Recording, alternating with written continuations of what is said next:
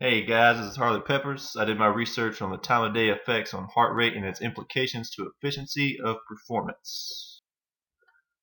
The purpose of this research was to establish whether or not there is any significant correlation between time of day and the human heart's physical performance. I began with an idea that if the body can perform more efficiently at certain times of the day, then these implications can be used in many areas of sports fitness. The primary application of this experiment would be adaptability of chronological preference to be manipulated by professional athletes. The secondary purpose of this experiment is to use the information gathered to present a safer environment for physically ill patients to exercise and reduce their chances of heart disease and obesity. The heart should perform more efficiently in the afternoon versus the morning session. Newton states, "It seems that a relationship exists between the CR of core body temperature and physical performance capabilities." I believe that circadian rhythm or time of day effects will have an impact on exercise performance and open up discoveries to help reduce risk of exercising for individuals in the mid to high risk categories. To understand how time of day affects the physical performance of the heart, we must first understand how the circadian rhythm or biological clock works. Atkinson best explained how this system works and how it relates to my area of research.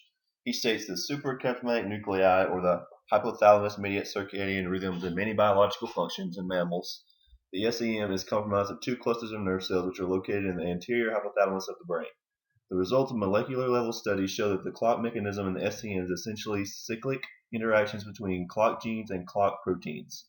Information about the characteristics of the clock resides within the nucleus of the cells within the SCN.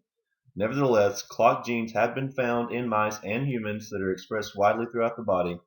Indeed, the circadian timing system is thought to be comprised of a hierarchy of biological clocks, which are commanded by the master clock in the SCN. One of the critical key points or factors taken into consideration in the experiment is the temperature of the body when performing. Generally speaking, the body performs greater at a higher temperature, just like a car engine when it is warmed properly. Other key points would be circadian rhythm, heart performance, heart efficiency, and circadian clock, as previously discussed. In this experiment, I used the Ross treadmill test. The participant walked for 3-minute intervals at a constant speed of 3.4. Each participant used the same treadmill for his or her test. This eliminated any variability in my results. A controlled experiment of 73 degrees Fahrenheit was used for testing. Their initial heart rate was recorded at a 15-second interval at the end of every 3 minutes.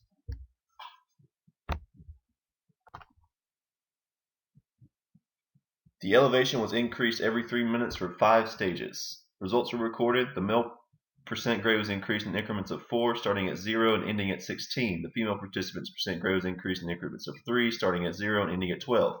Heart rate was monitored and ensured did not exceed 165 and ensured did not exceed 144 beats per minute. In stage 1, participants recorded average caffeine intake per week, average sleep per night, and weekly total and average sleep from sleep to wake. The first male participant test showed a significant difference between morning and midday sessions. He was a former competitive swimmer and current weightlifter and runner. The two sisters tested changed my experiment completely. Their increased variability in sleep patterns, caffeine intake, and daily activities would have presented a case for different heart rate results. I discovered that the increased variability had no effect on their chronological preference. This goes against my hypothesis but brought a whole new level of potential research. Results dictated a stronger correlation for chronological preference in my experiment than my original hypothesis. Results should indicate a better performance in the afternoon sessions. Hill supports this with the statement modest morning-evening differences in maximal oxygen uptake, anaerobic capacity, and oxygen uptake kinetics conflate to produce a markedly longer performance in the evening than in the morning.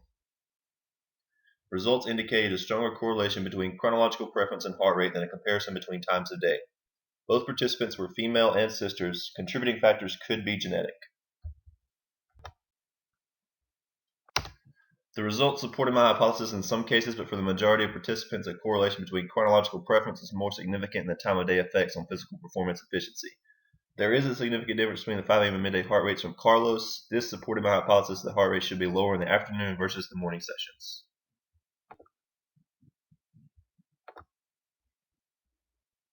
Thank you guys for your time, and I hope y'all learned something. See y'all on the other side.